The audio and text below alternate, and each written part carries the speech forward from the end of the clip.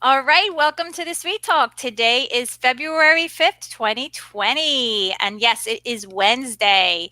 And today I have on Mr. Chris Harris and Jennifer Kressler Duda. They are teachers. Chris is a fellow educator from New Jersey, and Jennifer is an educator from Pennsylvania. And today they are going to be talking about Coding and robots. computational thinking, Logic reasoning. navigating the world using code and applications. So welcome to the show. Thank you for having us. Great to be here. Thank you for actually being on. Let me get to that other screen. There we go. There we go. We were chit-chatting before the show started, and we pushed this show off for a couple of times already. Yeah. Years. So really glad that you guys, we coordinated to get on today. So thank you. Yeah, no well, thank problem. you so much for having us. And we've been very excited since we had actually broached the subject at the Google Summit. Google event in New York City. Yeah, and go with Google. And this is really a very some information about New York. Oops, your Google Assistant came on. Hey Google, turn off. A densely populated Hey Google. You might want to mute the mic. This is live. It's great. Well, That's all good. I'm tech oriented. Yeah, you're good that way. It shows. Okay. So, Chris, why don't you introduce yourself? Tell us about yourself, what you do every single day. And then while Jen's figuring out her Google Assistant, we can learn about you. Okay. My name is Chris Harris. I'm the Director of Tech at Pennsauken Public Schools. Prior to that, I was a principal. I was a principal at Mercer Special Services, where I work with Jen. Prior to that, I was down at Salem County Special Services. So I have a background in special education, working in a couple different special services districts, as well as vocational education, and currently tech. So I kind of got into this, when I was in the special services district, working with some students there. It was a kindergarten through 21 building. My kids at home were starting to get into coding and robots. I bought some toys at home, started to bring them into work, and it kind of grew from there. That's awesome. All right, Jen, why don't you introduce yourself? Hi, I'm Jennifer Kressler Duda. I am a special education teacher at Mercer Elementary School in the Mercer County Special Services School District. I've always been a special education teacher. So I knew right when I walked into this district that it was like my home. Like, this is what I needed to do. So I've been here. I like the furniture. I changed my furniture, but I am the furniture. And I love special needs children, and I've learned so much from them and been able to problem solve myself by figuring out how to adapt what the regular community-based schools are doing and bring it back to my students. So this is very exciting for me, because when I met Chris Harris, when he came in, he was talking about like coding and robots.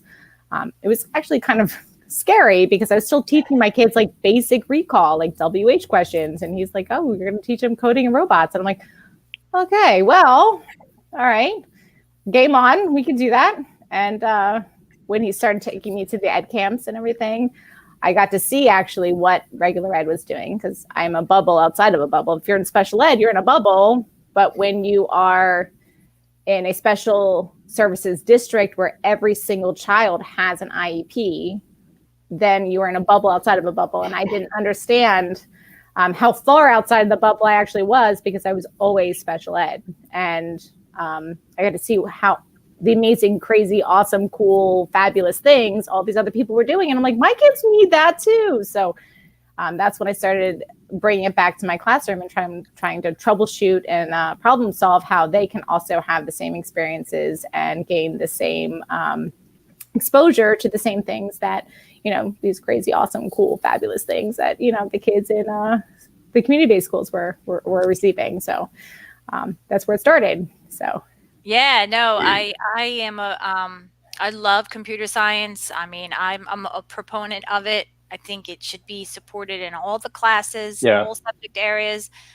So, I really want to hear from your perspective, because your perspective is not in the bubble. You're right. So I am in the bubble. I'm in regular ed. So it's nice to hear another perspective of it from that point of view, how beneficial and influential computer science, coding, robotics, drones, Oh, it's so much fun. It's so much Yeah. fun. augmented reality can be in that. So, because really, I call it computing skills.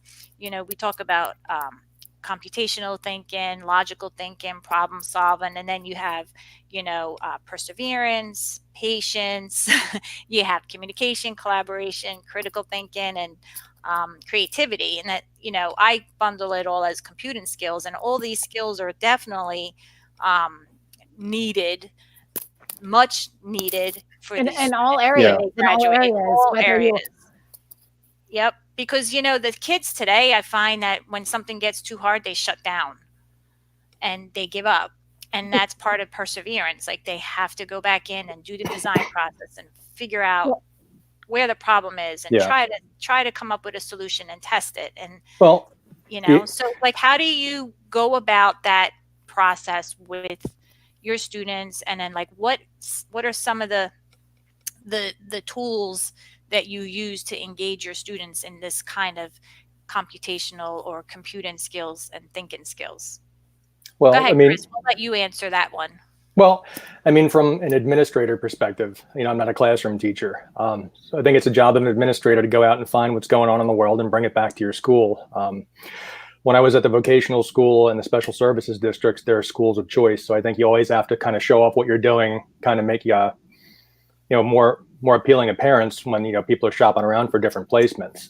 So, as a public school of choice, your lifeblood is the sending districts. They're going to send you students, and you want to have every experience that a regular ed kid would get in the special ed world. My rule is always, if it's good enough for special ed, or good enough for regular ed, it's good enough for the special ed kids. So we started doing things during the day, dances, plays, assemblies that you would get in the regular ed world. And, kind of started with some of the teachers. We decided to do a club period during the day because we're at the mercy of the buses. We had kids that were on a bus for 45 minutes. So we had to do it all during the school day. So, a couple days a month, first and third Wednesdays kind of a thing, we would break out for clubs, guitars, Minecraft, all that fun stuff. And that's kind of where the coding started, to expose the kids to it. And the idea was that every teacher would have something they could, take and give to the kids on their own time. So some people liked crafts, some people got into coding. I kind of got into the coding stuff myself, so I kind of ran with that. I had kids at home. Twin boys that were into it. I started buying the robots at home, started bringing that into school, and it kind of started from there. So, initially, code.org was kind of out there at first, and, I kind of got all the teachers into that, and we started doing the hour of code, and it kind of started from there. And from that, I really got into it and started buying more robots and finding more online services. It's like the perfect time, as administrator, because, the price point of the devices is pretty cheap nowadays. You can get Chromebooks for $300. You can get iPads for $310. Most of these companies went after educators. So most of the stuff for educators are free, especially the stuff that we use. When I went to Mercer, I found Jen. Jen got into it. Her kids loved it. And she kind of ran with the ball from there. So you can talk about some of the stuff that you do in your classroom.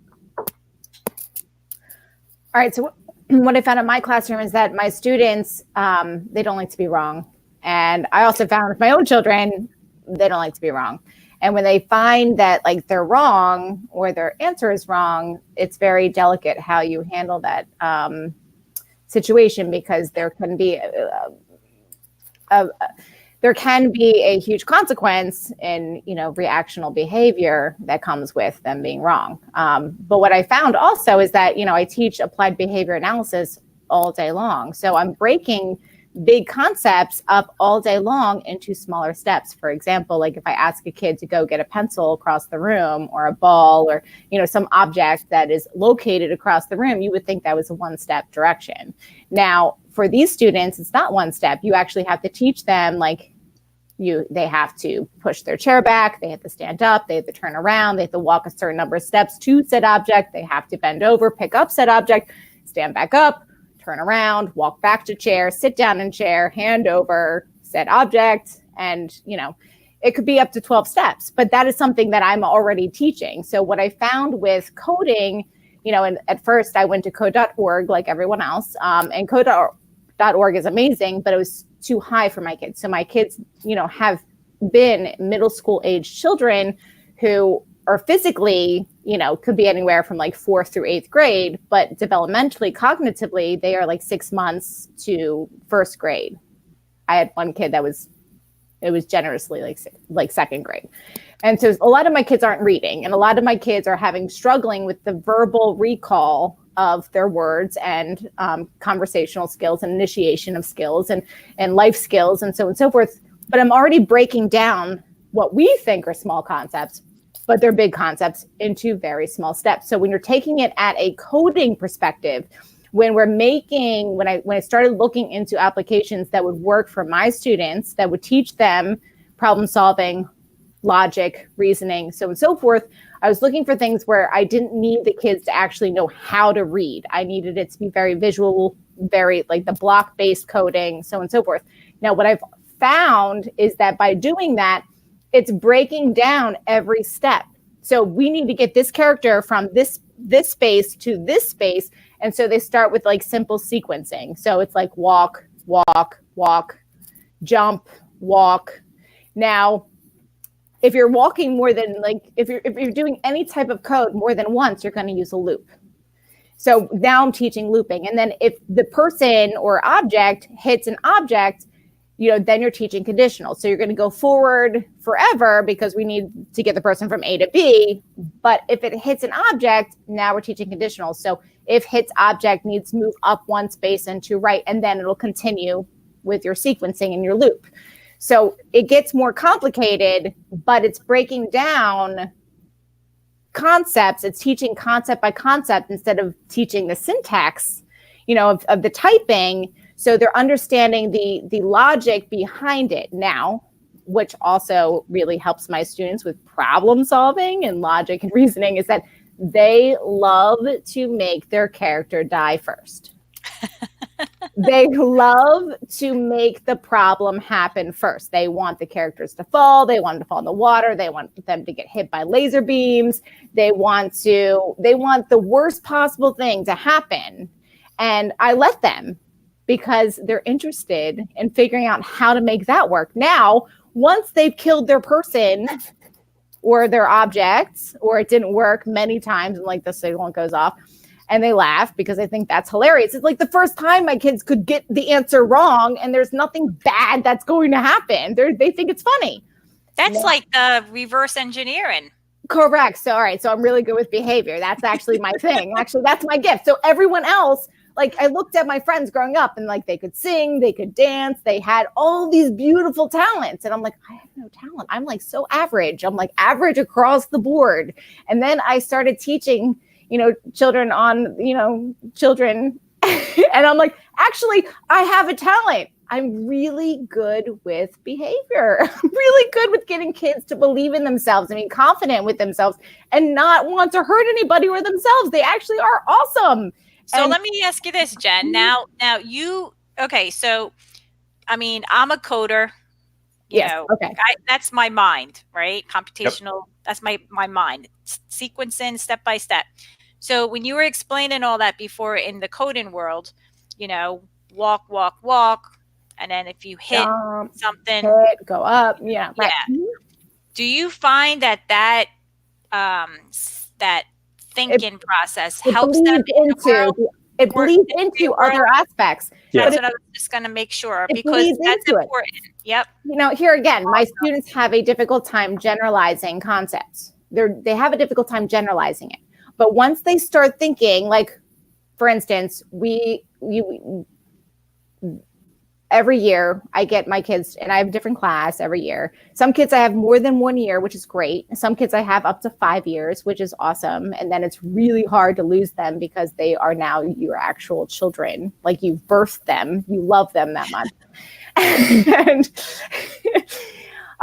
But I get to see the progress in their thinking. So, for instance, computational thinking, if you're doing conditionals, like if it is raining, you need to, bring an umbrella. Like if it's cold, you wear a coat. Like it's all of this if then it's all broken down, but you're doing it all day long and you're giving them a visual a visual area or piece in time where they can actually showcase that. Like, for instance, I was teaching a class on stacking and queuing, and I was using CodeSpark Academy.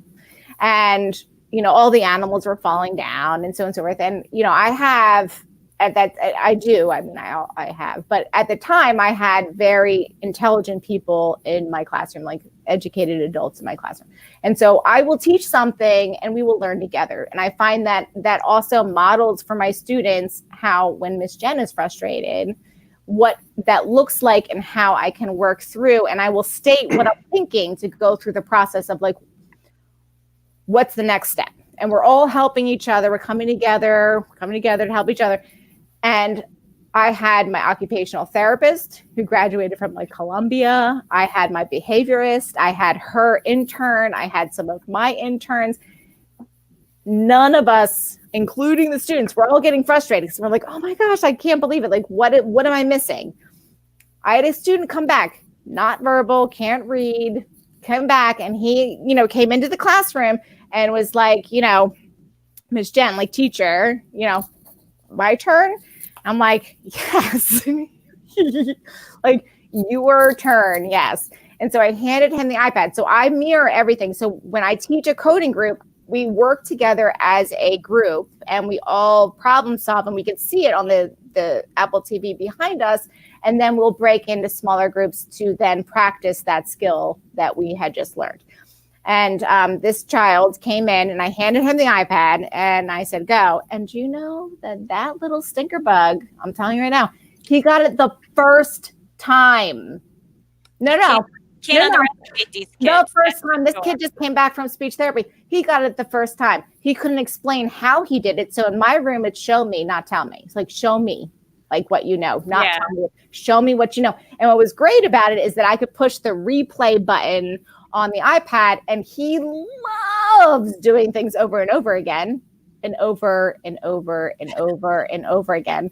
And I also like doing things over and over and over again. So I could say to him, you know, slow, again, slow. Miss Jen needs to understand, again, slow. And he's like, yay, you know, and he would do it slowly. And then I could see the thought process, and then I could help explain it to, like, everyone else. But he got it the first time. He was like, awesome. He won, like, the Super Bowl. Like, I don't even know what to say. Like, here's a kid who can't read, who won, like, a K level, who just finished something that, like, we all have master's degrees. Yeah. Figure it out. And you know what I think it is too? Sometimes we as adults, we think it's more harder than it really is. Well, and we think it's more complicated than it really is. And the kids, I think they look at it in a different perspective, and they just see it, like, in a simpler way. It makes sense Well, to them, the and they're not scared. The hardest part is getting the adults to do it. I mean, Well, the kids grew up with this. So the kids are Yeah. used to it. The kids grew up with the devices. The kids know how to use the devices. The kids are comfortable playing the games. The hardest part as an administrator is trying to find the teachers who actually want to do this and incorporate it into their lessons. But I'll tell you what, when I did, and this was, like, the best, like, so we have, I have a CoSpaces premium account. Yep. And we did digital storytelling. So I used the ELA. I love teacher, that. Yeah. Mm-hmm. And I he do was- SEL through digital and storytime, but not I actually those two. found one teacher that wanted to do it. So I'm like, okay, I'm getting on this train, and I'm going to grab him in. He was in my room for a week, and the kids created a storyboard, and then they used CoSpaces to create their scenes, and then And their emotions and their problem solving. They were coding, and those kids were so engaged, and I was just like, we need to get this out. Yeah. And have more of the ELA teachers using this, because Exactly. this showcased their creativity plus all of the computing skills, and it's for anybody. And it shouldn't be taught in isolation. Exactly. So I still have a hard part convincing people, like, you don't need a computer lab anymore if your district's 1-to-1. you should incorporate all the things that you did back in the computer lab days in your everyday lessons. We don't need to pull the kids out to teach them how to type. You should be typing in your classes now. You should be doing all those things as part of your lessons. And you should incorporate all this other fun and amazing stuff. And it's going to make your day go by that much quicker because the kids are going to get that hook and they're going to be into it. Listen, I've Jen's about to explode, so I got to let her talk. I've taught time. I've taught social studies, science, so and so forth. My students are asking me, like, can we use this is actually the sign for robot, so it's kind of crazy because it actually looks like the robot did. But like, they'll ask me to use, like, are we using the robots for this lesson? And I maybe hadn't planned on using the robots for the lesson, but the fact that they like, I'm not teaching them at that point. I'm not grading them on how they're coding. I'm grading them still in the concepts, but I'm using that as an engagement factor. If you go into any counselor's office when any kid is getting counseling, there's typically like the therapist or the counselor and the student sitting across the table. What's in between them? A game, because students and children and adults have an easier time talking about things and being open to things when there's an object that's that is in between them and another person. Now, if my students who are, generally all diagnosed on the autism spectrum disorder, they have a lot of anxiety when it comes to people. Think about just this podcast right now. I've gotten really happy. I've talked really fast. I've talked really low. I my intonation changes. The sound of my voice changes. But with the computer and technology and with robots, it doesn't. It's consistent. It's safe. That's true. Yeah, that's true. So when you place an object between a person and an individual, whether or not they're neurotypical or they're on the spectrum, you are giving them the ability to open up their space to feel safe in order to engage. And they'll be able to show you more. Now, again, my students are also very visual and hands-on, which, also helps when it comes with coding. But we have read stories. They've created their own storyboards. They have made their own game designs and then coded through it. And they, some of them can't read. Some of them can read, but they're reading on a first grade level. Right. You know what I mean? So they're able to do these things. They're acquiring these high level skills. And they're not afraid to fail with them. Mm-hmm. That's another thing. Their perseverance, they're gaining logic, reasoning, thinking. They are no longer afraid or disappointed when it doesn't work, because they're excited on figuring out how. So how does that all go into your daily routines in class? So really quick. So when they come into your classroom and they're, whatever, they're unpacking their book bag, or they're putting their jackets away, they get their snacks, or they transition to another class. Does all of those skills, do you see all of those skills, all those multi-steps, process and sequence and skills that you see in coding, does it go into the everyday normal classroom procedures? Well, right. So you see the benefit of it. I'm going to say absolutely it does. Yeah. And I'm going to say that I have, by the time my students come to me, they have been very prompt dependent. And so they have a lot of skills, but they don't know how to generalize those skills out, without being prompted to do so in some way, shape, or form. So my job as a teacher at this point is using those skills that they have gained, throughout the years, and then having them become more independent so that it becomes a more student-centered classroom. And I've read books on it, and I've implemented a lot of strategies with them. But because of the fact that I will use coding throughout the day. Now, I have a coding class I teach. And again, coding is just and I want to, not many people know this, but it's just like a small piece of computer science. Mm-hmm. But using it with my students, I've been able to see into their capabilities much better than I would have been able to if I had not had that, right? And I've been able to then create programs for them where they can become more independent because of the fact that I'm using it, and because of the fact that the way I'm teaching it and they're learning it, they are generalizing it throughout the day. So I'm so glad that you mentioned that, because I think that's important for people to realize, because like I always try to tell people, you get what you put out, right? Like you put the effort in, you're going to get your return. Yeah. You definitely will. Like you have to take the initiative. You got to put the time in to learn it, but in the end, it's going to be rewarding, whatever with your student success, or you get some time back, or whatever it is. So, like for me, I'm so glad that you mentioned that, because I think it's important to so that people can see the connection, especially in the classroom that you're teaching, that you see that those computing skills carrying over into everyday simple procedures that once were the students needed to be prompted for. Now it's kind of more of an automatic. Well, you're It's dealing with becoming a rote routine. Yeah, go Yeah. ahead. it's always about communication, Yep. behaviors, and I also like to throw in, vocational skills, especially when you're dealing with that population. So anything you can do to help a child communicate, anything you could do to work on social skills. I think the computer science, coding, robots piece really helped those kids a lot, and they enjoy it. And if you get them into something, it makes your lesson that much easier. Well, So go ahead.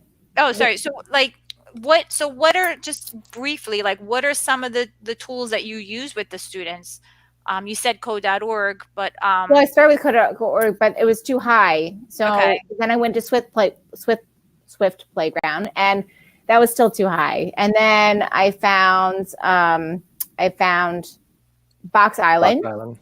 And it was great because it was free for educators for the hour of code. But if you wanted more of their program, you would have to pay for it, which was only like a few dollars. It wasn't much, but you couldn't set up a classroom or anything. So again, I could still do it as a group lesson. I could use arrows, and they would make their box fall into the water, get zapped by lasers, and die by lava and all that fun stuff. And then as I kept going, then I found CodeSpark Academy.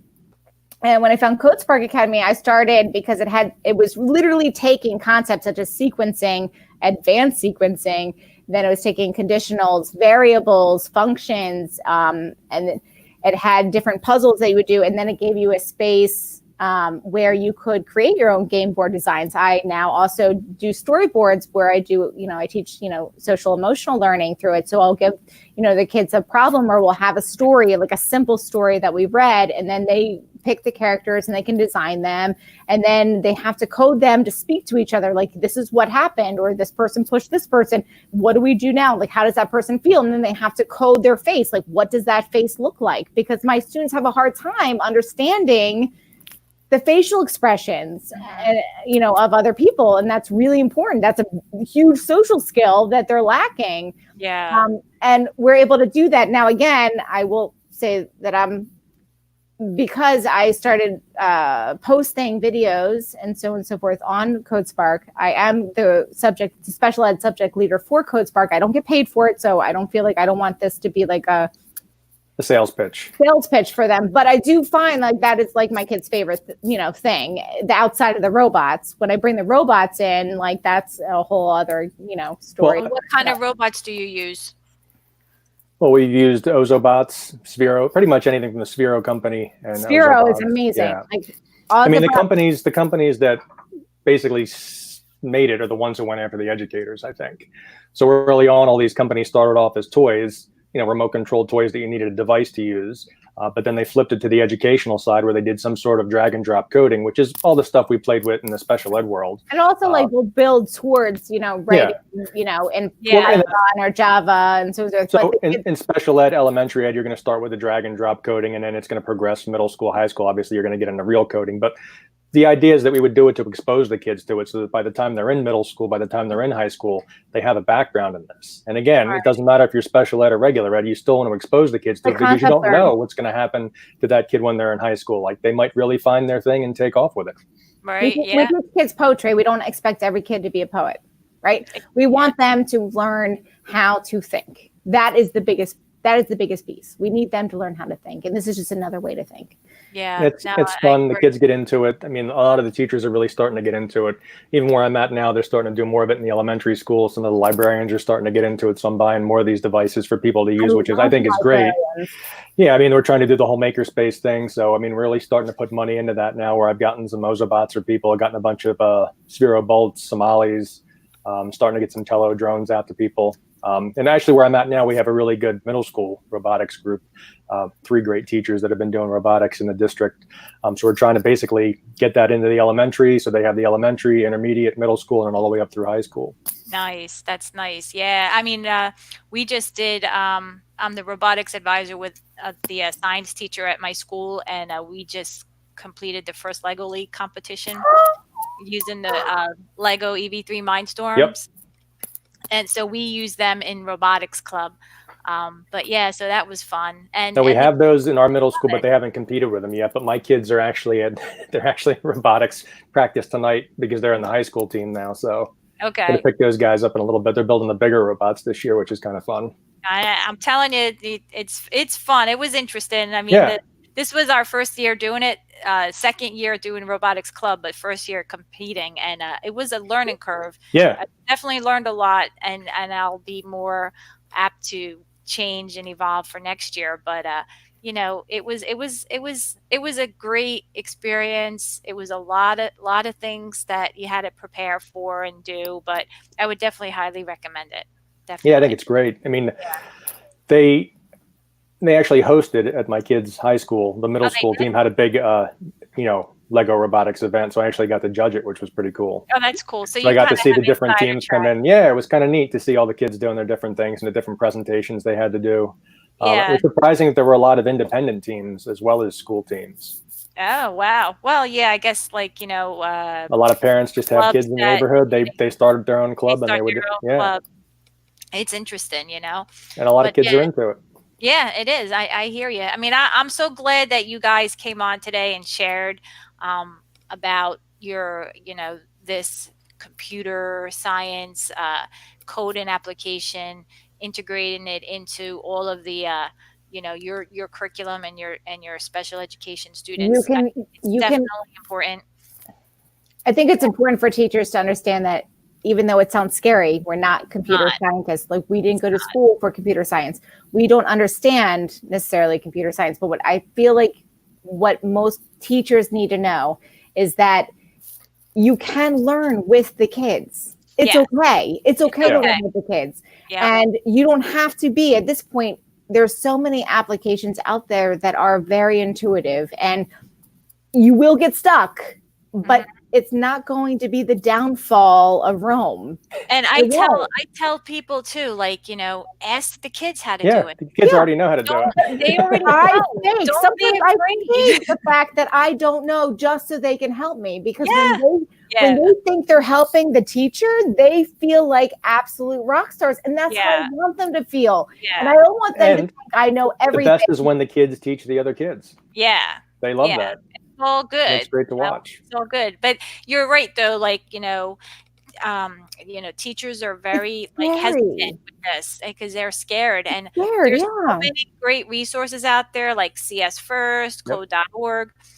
They have resources within those applications that get you started, and you don't even have to know. You don't have to know anything. You don't even have to know what a sequence is. No, read the content that comes with it. Scope and it. sequence charts are out there. The lesson plans are out there. Videos are out there. Yeah, you don't need to review anything. If nothing else, go to the tech person and say, "Can you just demonstrate something for me?" Yeah. I will go into anyone's classroom and in any, whether it's multiple disability, whether it's autism. And again, my school is 100% IB, so it's all program based. But the BED program, the MD program, the autism program, the CS classroom, I can show you that it's not as scary as it sounds. And I think that is where most people stop. I think they hear coding, robots, computer science, and they stop because they're terrified. They want to whatever they put out there, they want it to be perfect. Right. And they don't know whether it's going to be perfect if they don't know it. But here's the thing. There's so many life skills you're teaching students when you're exposing and giving the experience with computer science. And there's so many applications out there that will teach you along the way. And you know what, if I don't leave a lesson where I didn't learn something for my students, then I need to try again. Right. And you know what, it's good to also state too, in my opinion, if you give this to a BD teacher or an MD teacher in like a school district that I work with, you got to make sure that you tell the teacher also, like, hey, start small. Well, listen, start small 20 anyway. minutes, 15, But don't 20 give minutes. excuses that you And then, can't do it. right. But I And think then once you the build on teachers that. realize that the kids are interested in it, it makes it so much easier. Right. Because when the kids are interested, that's half the battle. I mean, half the battle is getting the kids interested in what you're teaching. And if you teach in isolation, it makes it that much harder to get the concept. If you teach, from like a project-based learning approach, where you make it interesting and relevant to what the kids are into, it's half your battle. And it's the same with the coding and the robots. The kids are interested in playing with the tech. The kids are interested in the devices. The kids are interested in the robots. They love flying the drones. They love piloting the spheros around. You just flip it and make it educational, and that's. And listen, any teacher that will say, and because if they have a classroom with high behaviors, they may be afraid of the devices getting broken, and that's another thing. Like, well, my kids are going to throw it, or my kids are. I'm telling you right now. Well, one, they are durable, but like two, they're less likely to throw it because they actually want to. I actually have a significant decrease in student behavior, just because I do this all day long. Like when I have seen kids. I don't have seen kids where they've accidentally flown them into walls, bounced them off of cinder block walls, and these devices. They may have thought it was a kickball at first, but it went back together just fine. Yeah. So here's the thing: the behavior data that I'm taking in my classroom has decreased significantly using coding and robots, using this piece of computer science, because it allows them to show and become confident in themselves without needing another human being to be that knight in shining armor. They don't need a knight in shining armor. They can be their own knight in shining armor, and it's not a human telling them that that's possible. It's them. It's coming from them. Yeah. And that's an intrinsic learning. Like we're teaching extrinsic learning all the time. You get this reward, you get this trophy, you get this. My students just want to know that they can do it. Yeah. And they get mad and upset when they can't. And when they're successful, it breeds more success. And it's a celebration. Yeah. And when they struggle with coding, they actually find it amusing, and they're willing to continue to figure out the problem, how to debug. They love debugging. Like, this is the sign for bug, by the way. So they love debugging, and I also will allow them to do so. Here, we're game. What are we going to debug today? So now, I mean, it's all relevant. I can sit here and talk to you about it for another hour, but we got to wrap it up. So sorry. All right, I'm good. This is like, and I'm gonna ask you a couple of questions after we disconnect. But okay. So what I'm gonna do is, I know you mentioned a couple, different tools that you use. What I'm gonna do is have you guys contribute in the Wakelet collection for the show notes. Sure. And just add the links in there that you use. You had mentioned CodeStars. CodeSpark. And CodeSpaces and CodeStars. CodeStars is really good for middle school. I'll put mine in there, but you can add the ones that you mentioned because I never heard of them before. Either Blocklight, you said? It was Box Island. Box Island. I never heard of that one. So just put that in there, and then at least it can be available for the audience on my website. That'd be awesome. So we're gonna wrap up the show. What I'm gonna do is share my screen real quick. Let me just open up a new tab, and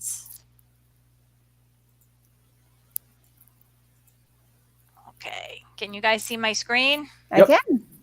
All right, so if you go to my website, thesuitetalk.com, that's the SUITE talk.com, you will see tonight's episode here on the home page, and you can go to the episode list page, and you can see all of the past episodes that were recorded, and you can click on the YouTube link and the show notes as well. If you'd like to be a guest on the show, on the homepage, if you scroll down to the guest inquiry button, you can fill out the guest form, and you can be a guest on my show. I'm actually scheduling right now for June. So you can certainly fill out the form. You can see who's on my show on my calendar here. Here's a couple quick links here. You can join the Facebook community as well. And basically, you can also subscribe to the Sweet Talk on YouTube, subscribe to the Sweet Talk on Spotify, Podbean, Apple Podcasts, Google Play, and Google Podcasts as well, and sign up for this newsletter. And that's basically it.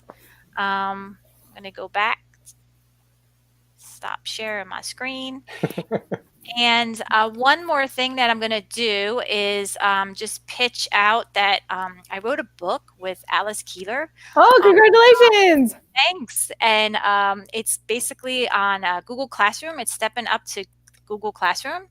And it's a beginner guide. And I'm going to put the link to the newsletter. If you want to get updates about when it's going to be available, you can sign up on Alice's newsletter link and you will get emailed the updates. So Excellent. with that said, I am going to say goodbye to you guys.